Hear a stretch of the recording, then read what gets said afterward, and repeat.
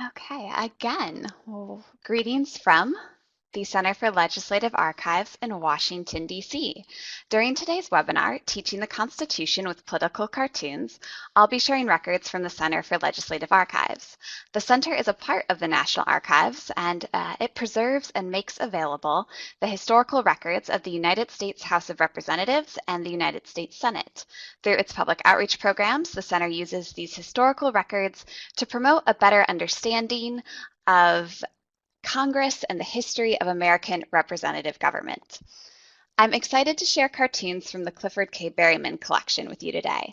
Berryman was a cartoonist in Washington, D.C. for over 5 decades, from about 1891 to 1949.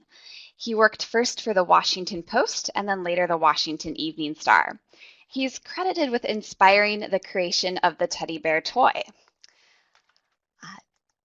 In 1902, President Theodore Roosevelt was on a hunting trip in Mississippi, and he refused to shoot an old bear that had been chained up for him.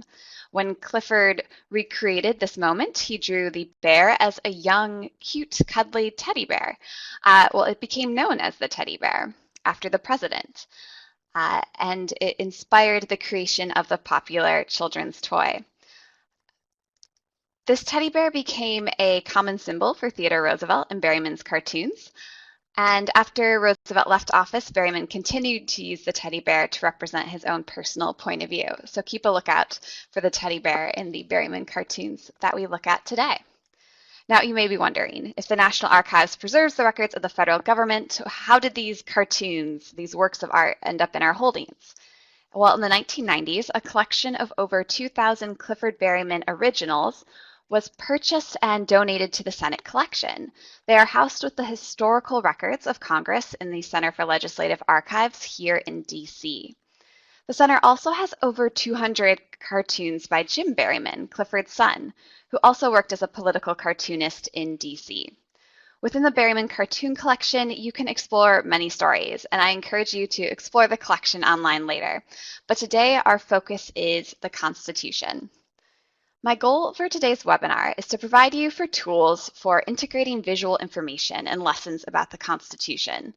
Today, we're going to explore how we can use these political cartoons to help students both analyze the big ideas of the Constitution, like separation of powers and representative democracy, as well as use them to illustrate the roles and responsibilities granted by this document to the 3 branches of government.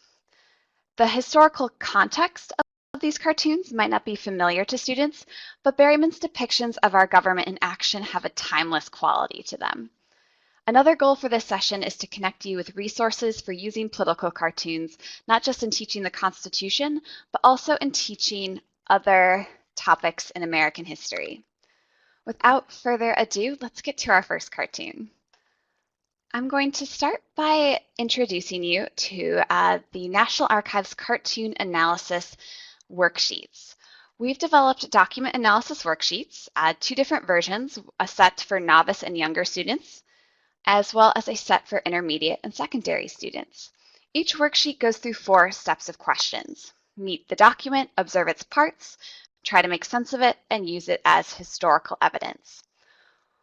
We're going to use these sets of questions to take a look at our first cartoon. And again, I encourage you to share your thoughts in the chat box on the sidebar. So let's start by meeting the cartoon. Looking at the cartoon on the screen, just give it a quick scan. What do you notice first? What stands out to you?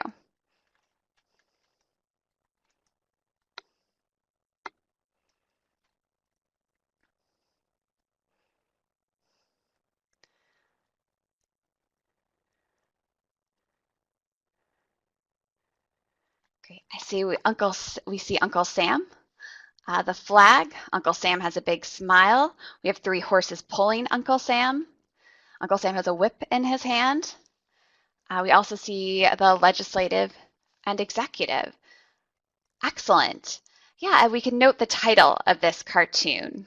This is the team that will win every time. then we get into our next set of our questions, which you've started to get into with your responses. Observing the parts. Are there any labels, descriptions, thoughts, or dialogue? Well, as you've identified in the chat box, we see the Senate, Executive, and House are the labels on the 3 horses.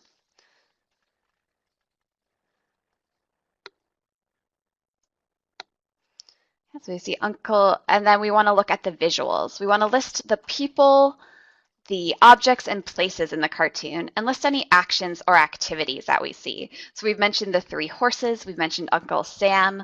Uncle Sam's holding a whip, as one participant noted. The whip has a bow on it. We've got the American flag in the background. There are a lot of pieces to this cartoon that you've identified. Great observation from our participants. The horses seem to be going very fast or forging ahead. There's a lot of dust being kicked up, and one participant has suggested that they are only going forward if they work together. So starting to get at what the message is of this cartoon, which is, of course, the next step, trying to make sense of what all of these pieces that we've identified in this cartoon. One question we ask students to consider is which of the visuals are symbols in this cartoon?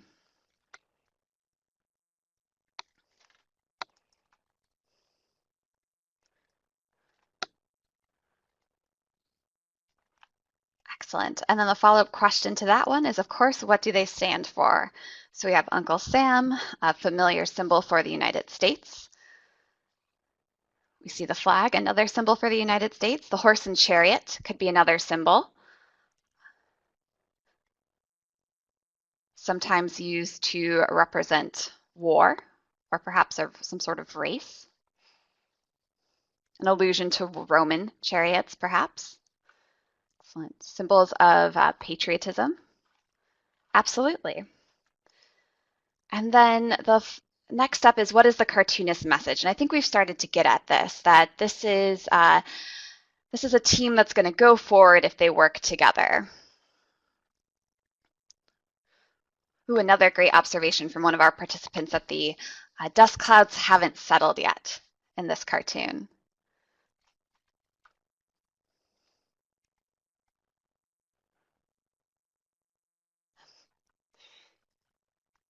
And there's a lot of dust.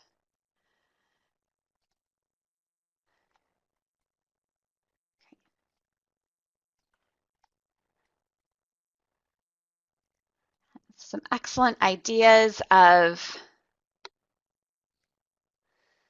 that this is representing a team. The horses in this case are equal. There's no leader, that the branches have to work together. One participant notices that the judicial branch isn't represented, which is an important representation, and we'll get at that a little bit when we learn about the background information for this cartoon. But just based on our observations, I'm going to bring a poll onto the screen. Which big idea of the Constitution is being represented in this cartoon? What would you make the case for based on what you've observed so far?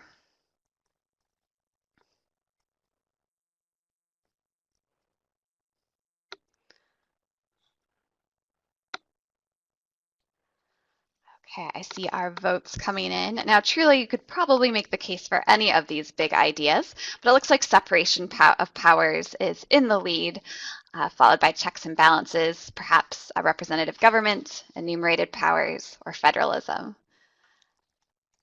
Excellent. Well, let's learn a little bit more about the background information to see if it can add to our understanding of what is happening here.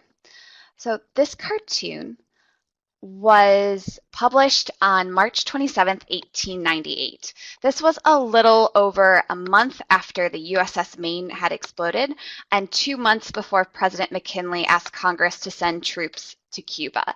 So we are seeing Berryman's perspective on the balance of the war powers, which is perhaps why we don't see the judicial branch represented in this particular depiction of the different branches of government. Now, after analyzing this cartoon, and we can get at that idea that war is being alluded to through the chariot and the race, but after you ask students to analyze this cartoon, you could ask them to find evidence of how the war powers are separated and shared between the legislative and executive branches in the Constitution. So if we go to the Constitution, we can pull out that Congress shall have the power to declare war, to raise and support armies, to provide and maintain a navy. But Article 2, Section 2 tells us that the president shall be commander-in-chief of the army and navy. So we're seeing that split of the war powers in the Constitution. If we go back to this cartoon, how would you describe the depiction of the relationship between the legislative and executive branches in this cartoon? Choose a couple of adjectives.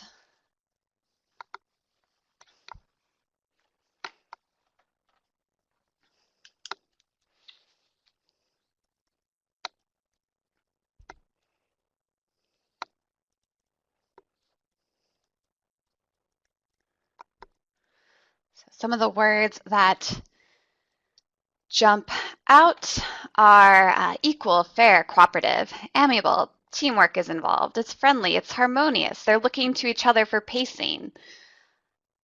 We've got the Senate and the House on either side of the executive branch. Great observations. So these are some of the words we could use to describe this particular relationship. Well, let's take a look at another Berryman cartoon that features a similar topic. So again, in this case, our title is Hope This Won't Develop into a Neighborhood Feud. We can go through those same steps of identifying what stands out to us, what visuals do we see, what actions or activities do we see in this cartoon. In this case, we see quite a few words. We have a fence going down the center of the cartoon labeled separation of powers with executive on one side and legislative on the other. We can see two figures on the executive side of the fence. One is labeled Congress, the other is labeled Truman. Congress, in a word bubble, is saying, lend me your FBI, and President Truman is responding, no, and stay on your side of the fence.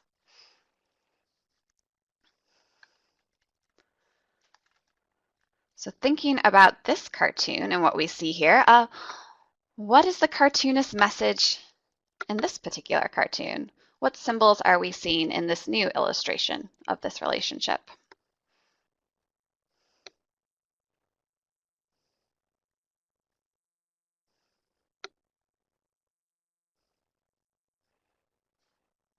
Definitely, the fence is a very clear symbol of separation of powers. There's a property line, as one participant has noted, with a clear division of powers. We've got the pillars in the background. Another potential symbol for the White House or executive power. We've got a message here that no one wants to give up any power. President is showing perhaps power over Congress. The fence divides both branches. No one wants to give up any power. Congress has come into the executive space. Another observation from one of our participants. Excellent observation. Some of the word choices. Congress is saying, lend me your FBI. Okay, perhaps this is a depiction of an overreach. These are great observations. And what if we were to take, again, a look at this cartoon and choose 3 adjectives without knowing the historical context of this cartoon, but just based on what we're seeing here? How would we describe the depiction of the relationship between the legislative and executive branches in this cartoon?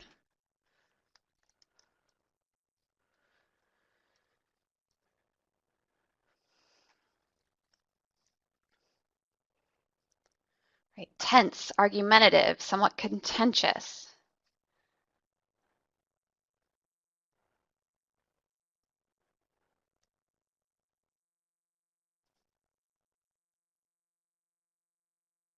Uneasy. There's this disinclination to work together. There's our adversity. There's rivalry. It's unharmonious. Excellent observations. Just by sharing these 2 cartoons with your students, you can get at this idea of what this big idea of checks and balances really looks like in real life. That sometimes it can be a harmonious relationship among the branches, but other times it can be a more contentious relationship. And students can develop a better understanding of how these big ideas play out in real life. Now, to make the constitutional connection for this particular cartoon, we do need a little more background information. This cartoon illustrates a struggle between the Senate and President Truman in 1948. In May of 1948, Truman had nominated 5 incumbent members of the Atomic Energy Commission to remain at their posts within the organization. These individuals required congressional confirmation, and the Senate refused to give such confirmation until they could see the FBI reports on each of these individuals. However, Truman refused such investigations as an encroachment by the legislative branch on the executive. So we're seeing Berryman illustrate the sense from Truman that the executive powers are being encroached upon by Congress. And then using that background information, then we could go back to the Constitution and make that connection to Article 2, Section 2, the process by which the president will nominate some appointments with but needs the confirmation from the Senate. Bringing in political cartoons like these can be a great way to introduce a topic. Facilitating cartoon analysis using the worksheet we've provided or another visual analysis strategy of your choosing is a great way to get everyone involved in the conversation because it starts with students sharing their basic observations. The 2 cartoons we've looked at just now are just one example of a pairing you could use to get at this idea of separation of powers or checks and balances. Another example features 2 cartoons from 1917. Again, getting at this idea of war powers, but using a specific historical example. In the first cartoon on the left, President Wilson holds a bulletin with the news that American ships sunk without warning and American lives lost. And he is calling Congress, the war-declaring body, to convene on April 2nd. And it looks like he's crossed out another date and written 2nd, bold. In the next cartoon, reporting for duty, from a few weeks later, we see the Senate, 2 gentlemen labeled the Senate and the House, reporting for duty. But in this case, they are reporting to that symbol of Uncle Sam again for the American people, a reminder that the Senate and House answer to the American people as the representative body. So again, you could use these 2 cartoons to talk about war powers. Which branch declares war? Why are the powers separated and balanced in that way? Another example of a pairing to look at the shared powers or checks and balances between the executive and legislative branch features Harry Truman again. These are cartoons from 2 different years. But can anyone make the constitutional cartoons or the constitutional connections for either of these cartoons on the screen?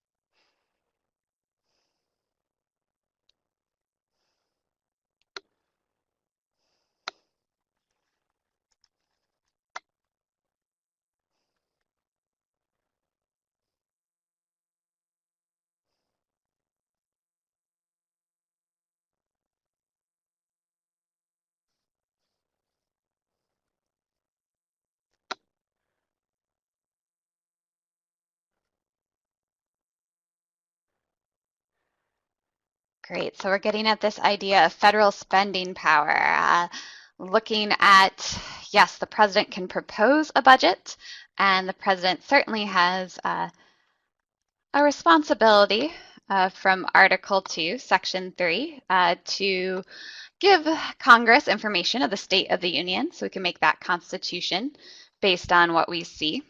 Harry Truman holding the State of the Union and State of the Budget, passing it off to a nervous-looking Congress.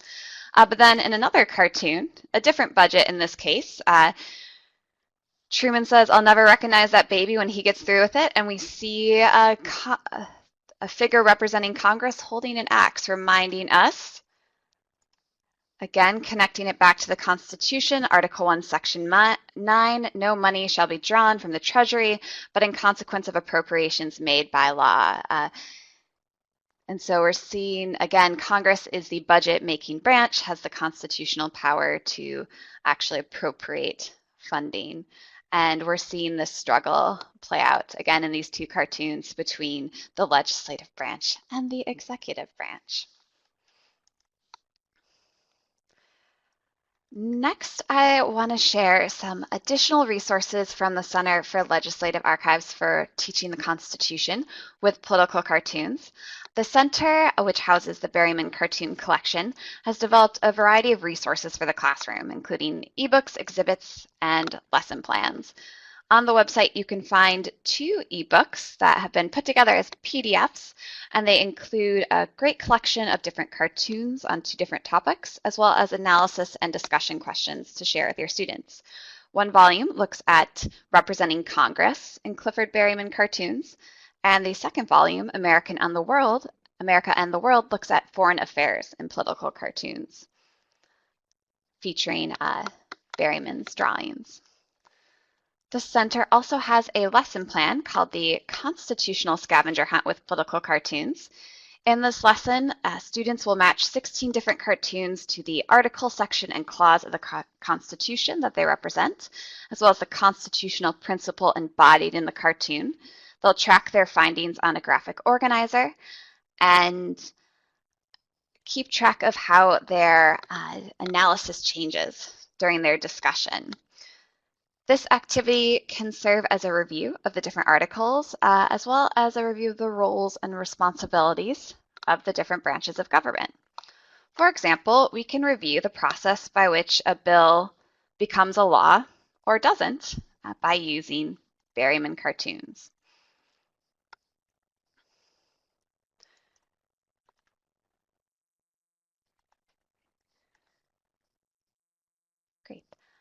Great question.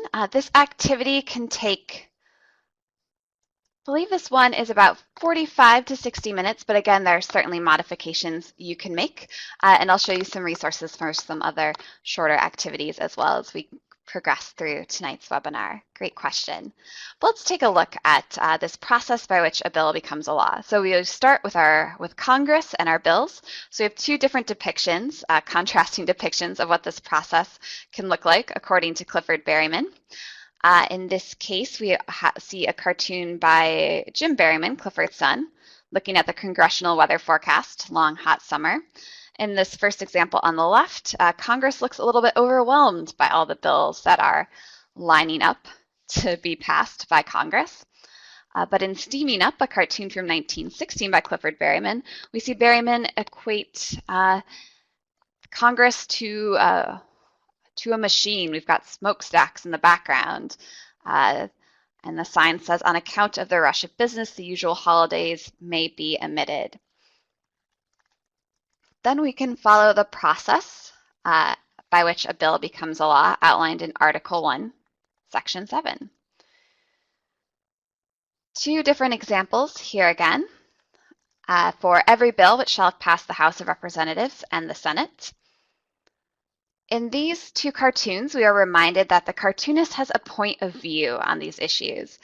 In the first one, Berryman is doing a little lobbying for the DC police. We see a policeman talking to the Senate, which is holding a bill that says police increased salary bill. It's been okayed by the House, but we're just waiting on the Senate. So Berryman's doing a little gentle nudging with this cartoon.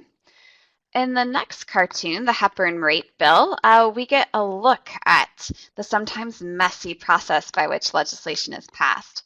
I'm going to show a larger version of this cartoon to see the detail Berryman has included. So in this case, a bill has started in the Senate and been okayed, but it's been through a bit of a process. There are lots of amendments tacked onto it. The bill seems to have had a rough time of just getting through the Senate.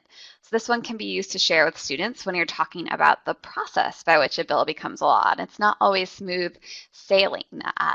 There's a lot of work that goes into making sure both the House and the Senate pass the same version of the bill. Yes, and I see one of our participants has spotted the teddy bear, and in this case, he's saying, looks good to me. These 2 cartoons are also a good reminder that the process of a bill becoming a law can start in the House or the Senate.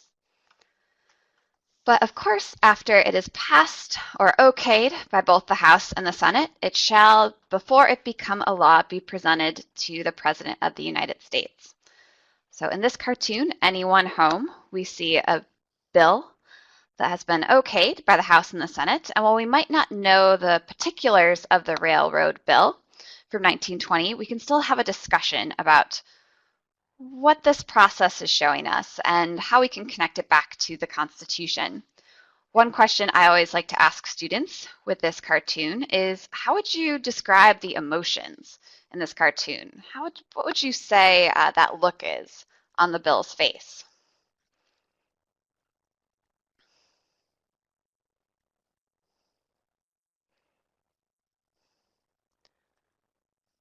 Okay, some of our responses include it looks annoyed, there's impatience there, perhaps some arrogance, perhaps worry or concern.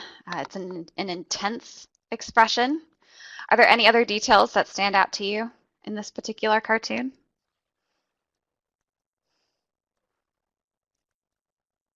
Other adjectives include consternation or intrepid.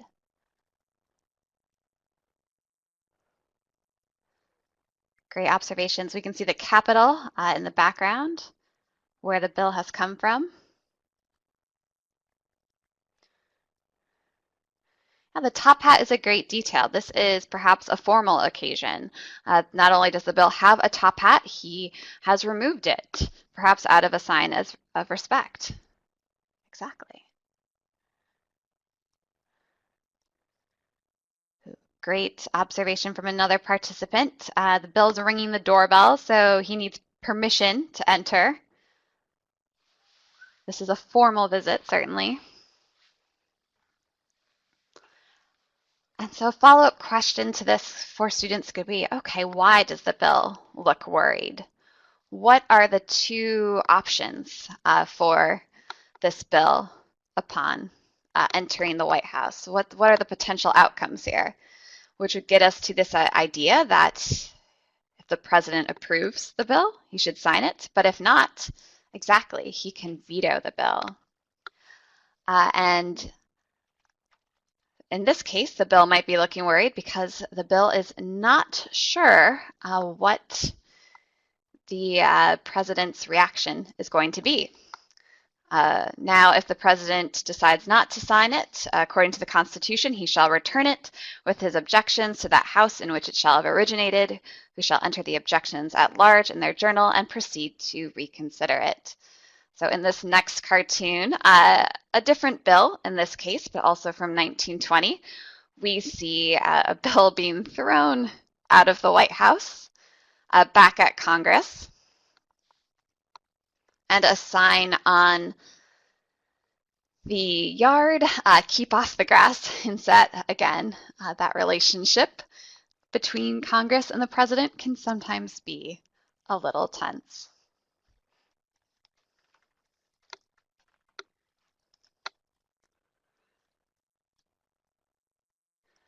So these are just a few examples of how Berryman's cartoons can illustrate Article 1, Section 7.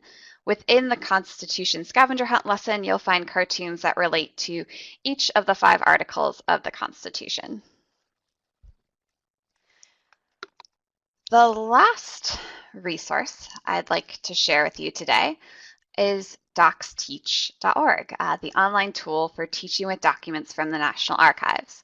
On Docsteach, you can explore primary sources, discover activities you can teach with, and create fun and engaging activities.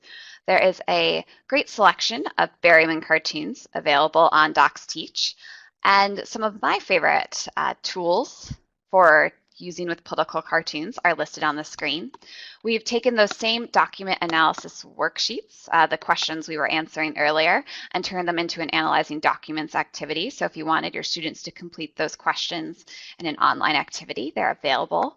We also have several tools that help students focus on details, including spotlighting, comparing and contrasting. You can zoom and crop, whiteout or blackout.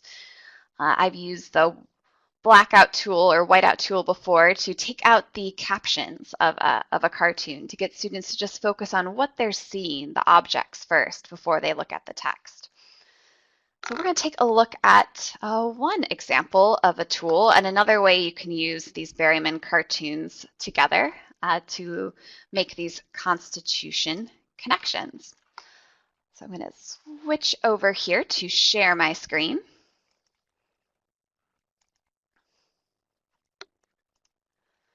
So here we are on docsteach.org. Now anyone can browse activities created by the National Archives and search for primary sources on Docsteach. But if you're an educator and you create a free account, you can also save any primary sources that you find into folders and share those folders with your students. You can have your students complete the online activities and review their responses in Docsteach, and you can create and share your own activities. So definitely a resource to check out later. But I'm going to go ahead and click on Menu, Popular Topics, and click on Congress. This is the Popular Topics page for the records of Congress. On here you'll find curated collections to help you explore the records of Congress on a variety of topics. This link down here to political cartoons will take you to all of the Berryman cartoons that are available in Docsteach. But what I want to focus on first is this activity, comparing the constitutional process of taking office in political cartoons. So this is a focusing on detail, compare and contrast activity. Each Docsteach activity has a teacher page that gives you an overview of the activity and then the student page. This is the link that you want to share with your students for them to actually complete the activity. The teacher page will also include suggested teaching instructions. For this activity, we've included potential student answers, additional resources that might be helpful for facilitating this activity. You can find it there.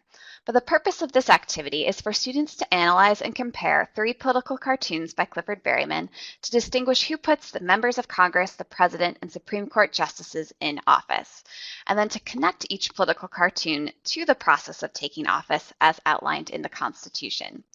So we'll click on Start Activity. And let me just make sure we can share the student page.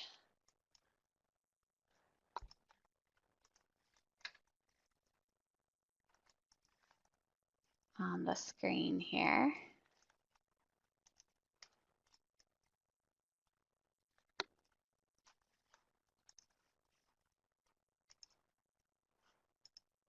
Okay, here we go. So here we have the student page for this activity for Who Put You in Charge.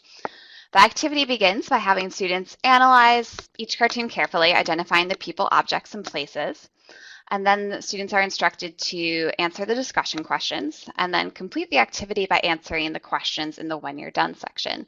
So ideally, this could be done together as a class, or you could have students tackle it in groups.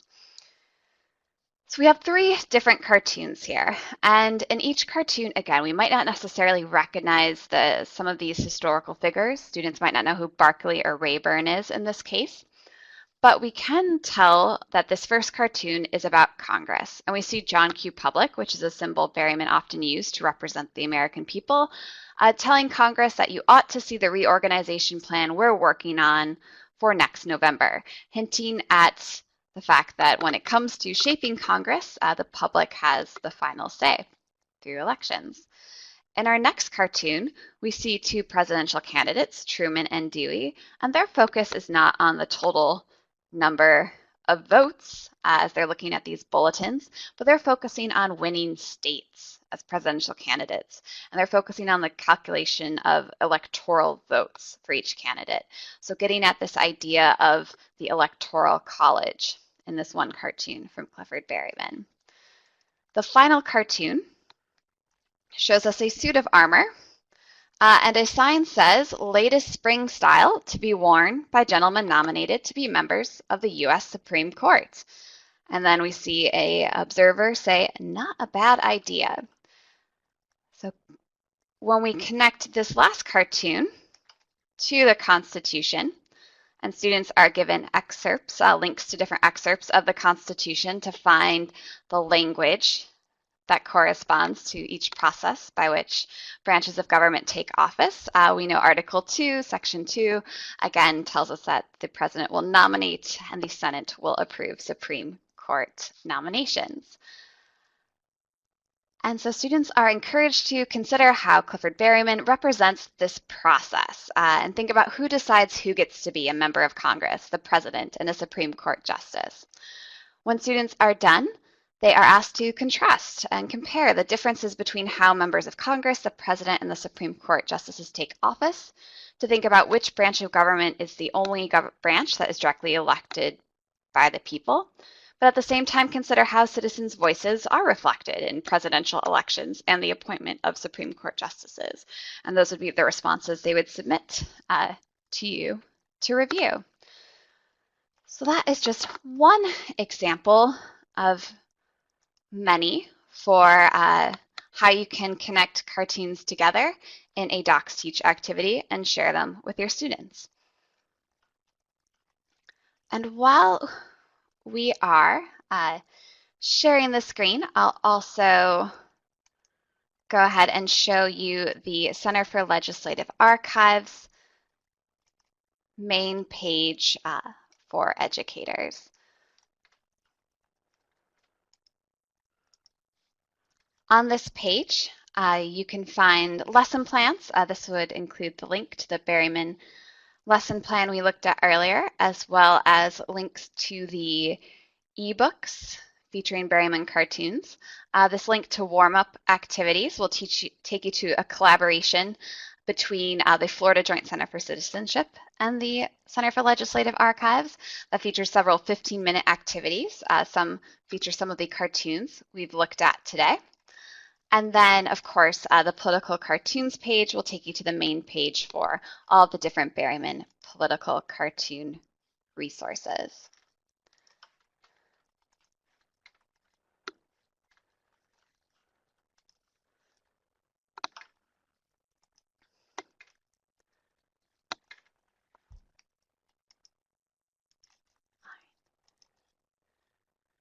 I have one last cartoon that I'd like to share with you today, especially as we get closer to another census year.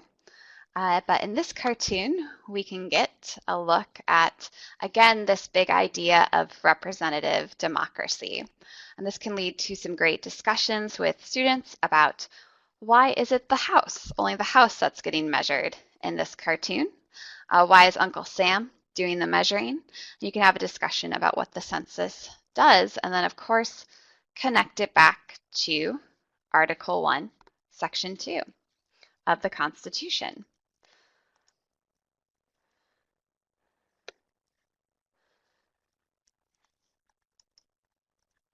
And so as we wrap up today, political cartoons can be a great resource as you tackle different topics in the classroom. They present an opportunity for students to engage with visual media and visual information. These Berryman cartoons can also help bring the Constitution to life, show what it really looks like when it's in action. And Berryman tackles his topics with a sense of humor. His take on events is comical, so it can add some entertainment to tackling and discussing some of these big ideas. And these cartoons give us a safe historical space to look at the relationship between the different branches of government, to look at how these different political parties work and interact with each other. And after you analyze these cartoons from this historical time period, you can ask students to make connections to the present. How does this compare to what they see in their own lives? How might they update this political cartoon to reflect a current issue? How do Berryman's cartoons or Berryman's Congress, how is it different or how is it the same to the Congress that we see today? Even though he worked in Washington over 70 years ago, Clifford Berryman and Jim Berryman created some truly iconic representations of representative democracy.